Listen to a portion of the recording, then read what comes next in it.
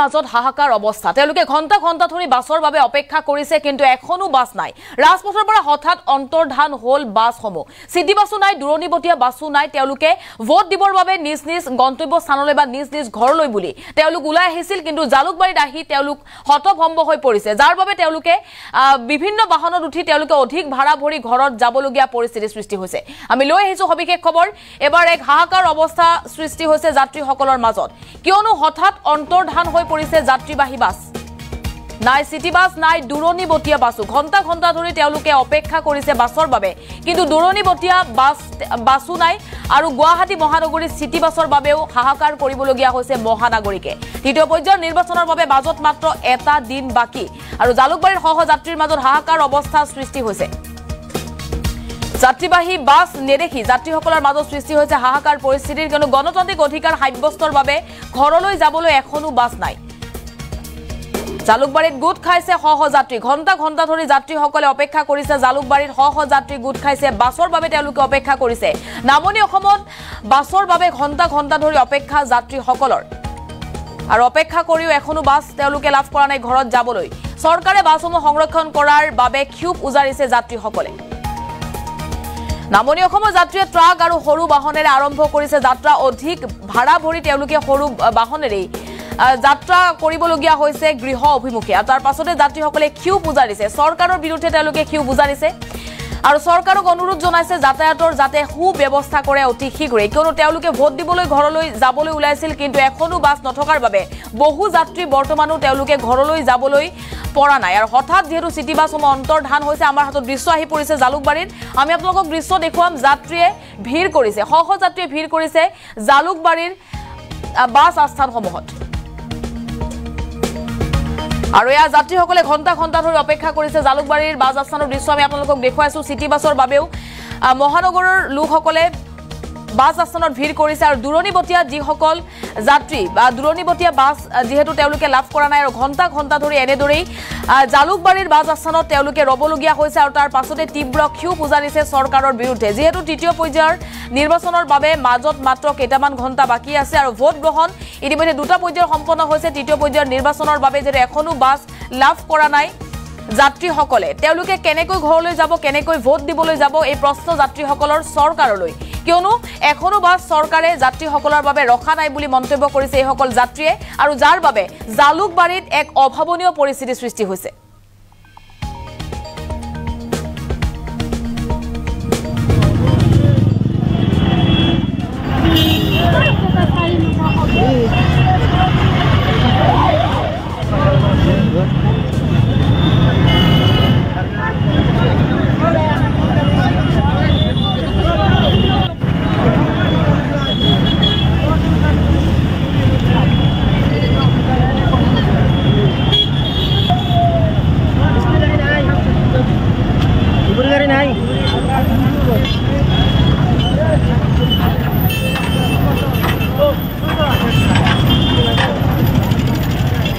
আৰু আমি সেই দৃশ্য দেখুৱাইছো কিছুমান বহু যাত্ৰীয়ে বিভিন্ন বাহনত উঠি তেওঁলোকে যাতায়াত কৰিবলগীয়া পৰিস্থিতিৰ সৃষ্টি হৈছে আৰু বতৰেও যেহেতু কাল ৰূপ লৈছে তাৰ মাজতেই এনেদৰে তেওঁলোকে যাত্ৰা কৰিবলগীয়া হৈছে বিভিন্ন বাহনত তেওঁলোকে মালবাহী বাহনত তেওঁলোকে যাত্ৰা কৰিবলগীয়া হৈছে আৰু একাংশ যাত্ৰী অধিক ভাড়া ভৰি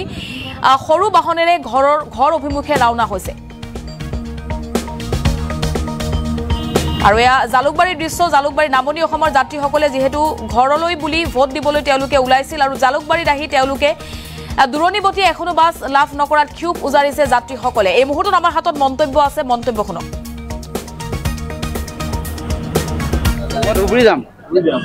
আমি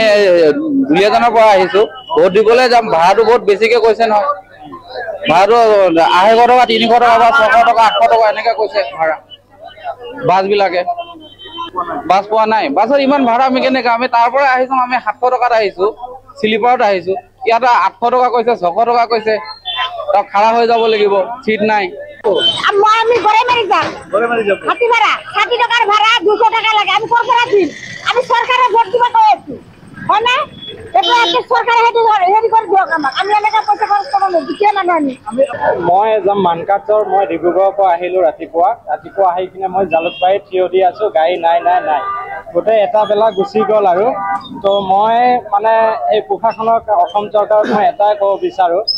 যে যোনটো তৃতীয় পৰ্যায়ৰ ভোট নিৰ্বাচন এই নিৰ্বাচন উপলক্ষে আমাৰ যোনটো ধুবুৰী ডিষ্ট্ৰিক্টত যিমানকেইটা গাড়ী থাকে চব গাড়ীকেইটা যে চৰকাৰে যে এনেকৈ বন্ধ কৰি ৰাখিছে এতিয়া ৰাইজ কেনেকৈ ঘৰলৈ যাব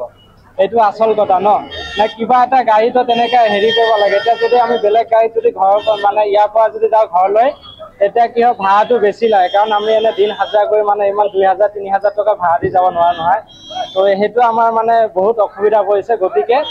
মই একচুৱেলি ৰুট ডিপাৰ্টমেণ্টক মই অনুৰোধ জনাওঁ যাতে আগন্তুক দিনবিলাকত এনেকুৱা যে গাড়ী চাড়ী হেৰি কৰা সেইটো যেন তেনেকুৱা নকৰে কাৰণ আমাৰ বহুত অসুবিধা হৈ পৰে এতিয়া মই নিজে মানে অসুবিধাৰ সন্মুখীন হৈ পৰিছোঁ এতিয়া জালুকবাৰীতে নাখাই আছোঁ এনেকুৱা পৰিস্থিতিত আছোঁ এতিয়া নাই দোকান নাই হেৰি মানে গাড়ী চাড়ী নাই মানে এটাই টেনশ্যন ঘৰত কেনেকৈ যাওঁ আজি 6 তাৰিখ অহাকালি 7 তাৰিখত মানে মই ৰাতিপুৱা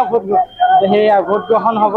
তো গতিকে ঘৰলৈ যোৱাটো একদম মানে বহুত এটা মানে দুখৰ হেৰিত পৰি আছোঁ আৰু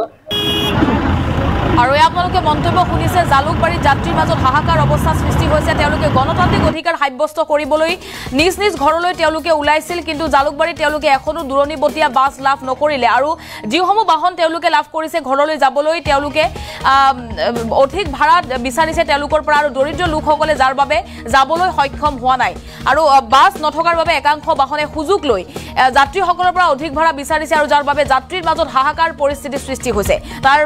পাছতে চৰকাৰৰ বিৰুদ্ধে ক্ষোভ উজাৰিছে এইসকল যাত্ৰীয়ে আৰু গুৱাহাটী মহানগৰীত চিটি বাছৰ অভাৱ ঘটা দেখিবলৈ পোৱা গৈছে চিটি বাছৰ বাবে বাছ আস্থানত হাহাকাৰ কৰিছে গুৱাহাটী মহানগৰীৰ ভোটাৰে বা গুৱাহাটী মহানগৰীৰ বাসিন্দাই আৰু এইবাৰ দেখিবলৈ পোৱা গৈছে দূৰণিবতীয়া যিসকল যাত্ৰী বা দূৰণিবতীয়া বাছৰ বাবে যিসকল লোকে ৰৈ আছে সেই লোকসকলৰ মাজতো হাহাকাৰ অৱস্থা সৃষ্টি হৈছে জালুকবাৰীত নামনি অসমৰ যিসকল ভোটাৰ সেই ভোটাৰসকলে নিজ নিজ ঘৰলৈ তেওঁলোকে ভোট দিবলৈ ওলাইছিল আৰু যেহেতু তৃতীয় পৰ্যায়ৰ ভোট গ্ৰহণৰ বাবে মাজত মাত্ৰ কেইটামান ঘণ্টা বাকী আছে ইয়াৰ পূৰ্বে জালুকবাৰীত একাংশ লোকে জালুকবাৰীলৈ ওলাই আহি তেওঁলোকে ঘৰলৈ বুলি ওলাইছিল কিন্তু বাছৰ অভাৱত তেওঁলোকে পুনৰ ঘূৰি যাবলগীয়া পৰিস্থিতিৰ সৃষ্টি হৈছে একাংশ বাহনে তেওঁলোকক অধিক ভাড়া বিচাৰিছে আৰু যাৰ বাবে তেওঁলোকে বিমুখ হৈ পুনৰ উভতি যাবলগীয়া পৰিস্থিতিৰ সৃষ্টি হৈছে এই মুহূৰ্তত আমাৰ হাতত যি মন্তব্য আছিল সেই মন্তব্য পুনৰ শুনক মই ধুবুৰী যাম আমি দুলীয়াজানৰ পৰা আহিছোঁ ভোট দিবলৈ যাম ভাড়াটো বহুত বেছিকৈ কৈছে নহয় ভাড়াটো 250 টকা 300 টকা বা 600 টকা 800 টকা এনেকৈ কৈছে ভাড়া বাছবিলাকে বাছ পোৱা নাই বাছত ইমান ভাড়া আমি কেনেকৈ আমি তাৰ পৰা আহিছোঁ আমি 700 টকাত আহিছোঁ শ্লিপাৰত আহিছোঁ ইয়াত 800 টকা কৈছে 600 টকা কৈছে তাক খাৰা হৈ যাব লাগিব চিট নাই আমি গড়ে মারি যাম হাতি ভাড়া 60 টাকার ভাড়া 200 টাকা লাগে আমি করপোরা দিন আমি সরকারে ভোট দিবা কইছি হয় না এটা আপনি সরকারে হেডি করে দিও আমাক আমি এনেকা পয়সা খরচ করব না দিকে মানানি মই যাম মানকাচৰ মই ডিব্ৰুগড়ৰ পৰা আহিলোঁ ৰাতিপুৱা আহি কিনে মই জালুকবাৰীত থিয় দি আছোঁ গাড়ী নাই গোটেই এটা বেলা গুচি গ'ল আৰু তো মই মানে এই প্ৰশাসনক অসম চৰকাৰক মই এটাই ক'ব বিচাৰোঁ যে যোনটো তৃতীয় পৰ্যায়ৰ ভোট নিৰ্বাচন এই নিৰ্বাচন উপলক্ষে আমাৰ যোনটো ধুবুৰী ডিষ্ট্ৰিক্টত যিমানকেইটা গাড়ী থাকে চব গাড়ীকেইটা যে চৰকাৰে যে এনেকৈ বন্ধ কৰি ৰাখিছে এতিয়া ৰাইজ কেনেকৈ ঘৰলৈ যাব এইটো আচল কথা ন না কিবা এটা গাড়ীতো তেনেকৈ হেৰি কৰিব লাগে এতিয়া যদি আমি বেলেগ গাড়ীত যদি ঘৰৰ মানে ইয়াৰ পৰা যদি যাওঁ ঘৰলৈ এতিয়া কি হয় ভাড়াটো বেছি লাগে কাৰণ আমি এনে দিন হাজাৰ কৰি মানে ইমান 2000-3000 টকা ভাড়া দি যাব নোৱাৰা নহয় তো সেইটো আমাৰ মানে বহুত অসুবিধা পৰিছে গতিকে